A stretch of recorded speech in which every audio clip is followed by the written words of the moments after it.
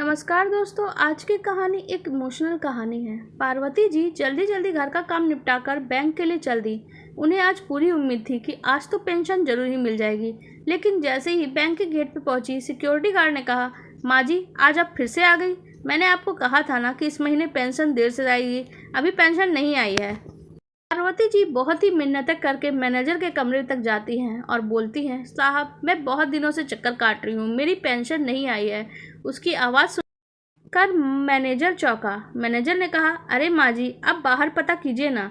पार्वती जी, बेटा बाहर तो कई दफ़ा पता कर चुकी हूँ, मेरे घर में खाने का एक दाना तक नहीं है। आप मुझे कुछ पैसे ही उधार दिलवा दीजिए, जब पेंशन आएगी तब उसमें से काट लीजिएगा। मैनेजर ने कहा, नहीं माँ जी ऐसा नहीं होता, हम उधार नहीं दे सकते, आपको जब पेंशन आएगी तभी मिलेगी।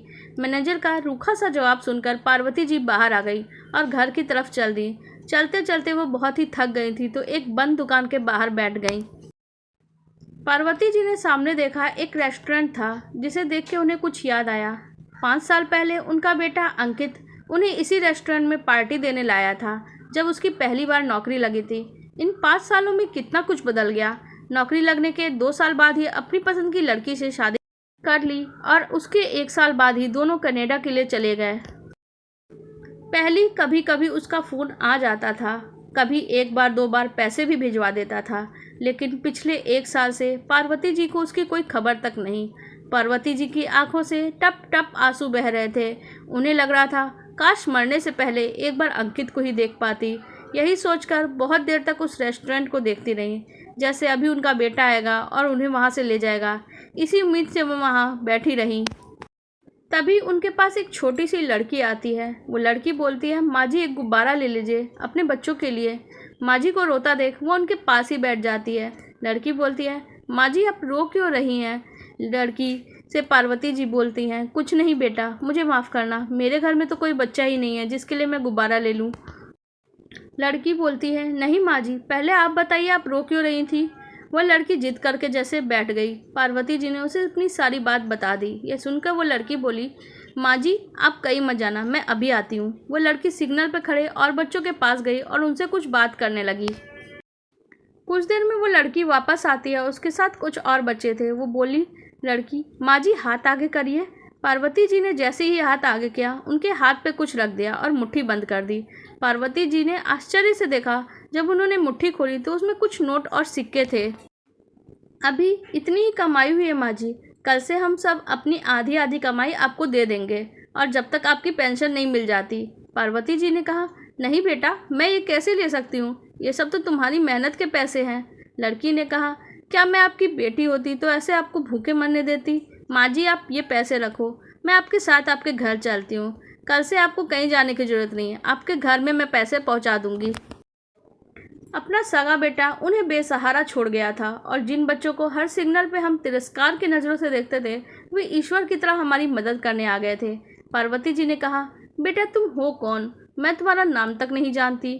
उस लड़की ने कहा, मेरा नाम शांति है, ये भोला है, ये रवि है।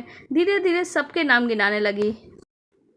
पार्वती जी ने कहा, बेटा मैं ये पैसे नहीं ले सकते, मैं कोई और इंतज़ाम कर लूँगी ना।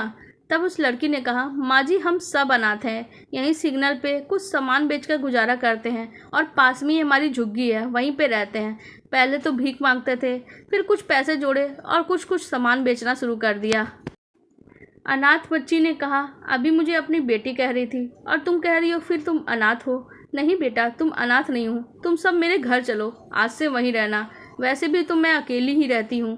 लड़की ने कहा, नहीं माँ जी, हम इस लायक नहीं जो आपके घर में रहें, हम जैसे लोग तो झुग्गी में रहते हैं। पार्वती जी ने कहा, बेटा तुम उन सब लोगों से बहुत ज़्यादा अमीर हो जो बड़े बड़े आलीशान मकानों में रहते हैं। जो दौलत तुम्हारे पास है वो इन लोगों के पास नहीं।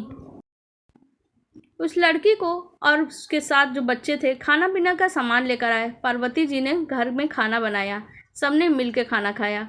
उसके बाद वे सब अपने काम पे चल दिए। पार्वती जी ने कहा, मैं रात में खाना बना के रखूँगी, तुम आज सब यहीं रहना और शाम को टाइम पे आना। यह सुनकर वो लड़की रोने लगती है। लड़की कहती है, माँ जी आज मुझे मेरी माँ की याद आ गई, वो भी इसी तरह मेरे लिए खाना बना के रखती थी, पर वो दुनिया में नहीं है अब। पार्वती जी ने कहा, बेटी आज से तू मुझे अपनी माँ समझ, मैं तेरी नहीं इन सब की माँ हूँ। लड़की कहती है, माँ जी, आज हम खूब मेहनत करेंगे, अब हमारे पास तो माँ भी है। पार्वती ने कहा, हाँ ठीक है, तुम्हारे पढ़ने लिखने का इंतजाम भी मैं ही करूँगी। पार्वती जी ने अपने जीवन में एक नया उद्देश्य पा लिया था और अपने जीवन को आगे बढ़ाने के लिए उन्हें अपने अपनों का साथ मिल गया था, जो उनके अपने नहीं थे फिर भी अपने ही थे। अब वो अकेली नहीं थी, अब वो जीना चाहती थी उन बच्चों के लिए, उनके भविष्य के लिए।